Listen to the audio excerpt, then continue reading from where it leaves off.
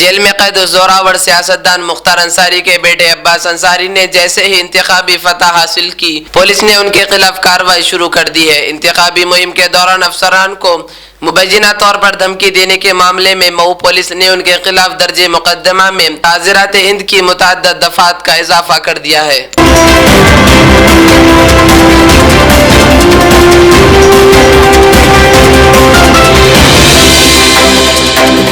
Allahabad high court ने मथुरा शाही ईदगाह मस्जिद को कृष्णा जन्मभूमि के तौर पर तस्लीम करने की दरख्वास्त को बहाल कर दिया है। अदालत ने कहा कि दरख्वास्त गुजार ने बर वक्त बहाली की दरख्वास्त दायर की थी। दरख्वास्त की समाअत की तारीख 25 जुलाई 2022 को मुकर्रर की गई है।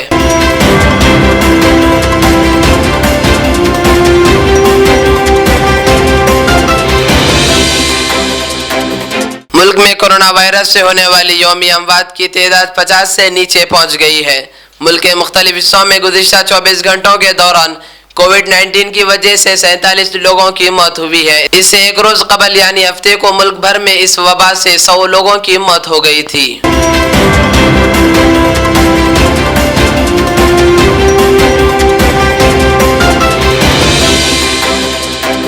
दिल्ली पुलिस के एक अफसर की गाड़ी को टक्कर मारने के इल्जाम में गिरफ्तार किए गए पेटीएम के बानी विजय शेखर शर्मा जमानत पर रिहा हो गए हैं। दिल्ली पुलिस ने इतवार के रोज बताया कि 22 फरवरी को मालवीय नगर पुलिस थाने में दर्ज एफआईआर के मुताबिक मिस्टर शर्मा ने अपनी कार से दिल्ली पुलिस के एक अफसर की कार को पीछे से टक्कर मार दी थी। इस वाक़े के बाद मिस्टर शर्मा मौके पर ही फरार हो गए थे, लेकिन बाद में उन्हें पुलिस ने गिरफ्तार कर लिया था।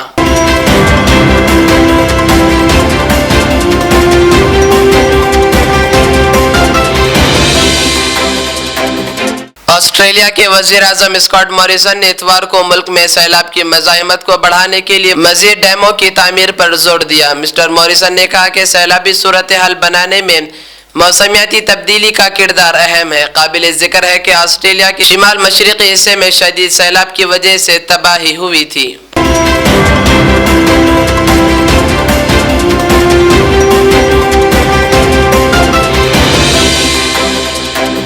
इसराइली वजीर आजम नफ्ताली बेनेट ने व्लादिमीर ज़ेलेंस्की के साथ रूस यूक्रेन जंग को ख़त्म करने के तरीक़ों पर तबादिले ख्याल किया। इसराइल के वजीर आजम के दफ्तर ने ये इत्तला दी।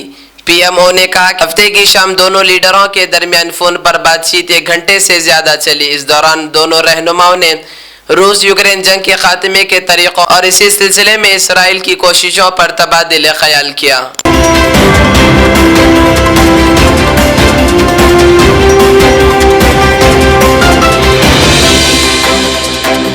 यूक्रेन के सदर व्लादिमीर ज़ेलेंस्की ने दावा किया है कि यूक्रेन में हफ्ते के रोज ऐलान करदा तमाम इंसानी राहदारियों में नक़्ल हरकत हुई और हजारों लोग उनसे फ़ायदा उठाकर महफूज मकामात पर मुंतकिल होने के काबिल हुए।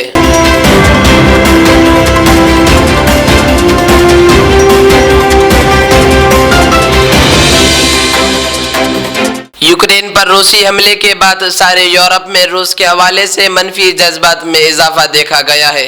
अब रूसी कम्युनिटी को मकामी जर्मन आबादी की जानिब से डराने, धमकाने और जारहाना रवैयों का सामना करना पड़ रहा है। एक रूसी नज़ार जर्मन शहरी रोमान रेडिश का कहना है कि ये इंतहाई अफसोसनाक है कि एक स्कूल की क्लास में टीचर ने एक रूसी तालिबा को खड़ा करके कहा कि वो सारी क्लास के सामने खड़े होकर पुतिन की पॉलिसियों से दूरी इख्तियार करें।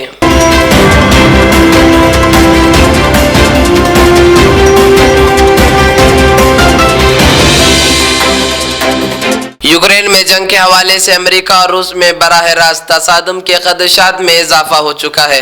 अमेरिका ने यूक्रेन को मजीद हथियार फराहम करने का ऐलान किया है, जिसके जवाब में रूस ने यूक्रेन को भेजी जाने वाली असलहा की खेप को तबाह करने की धमकी दी है।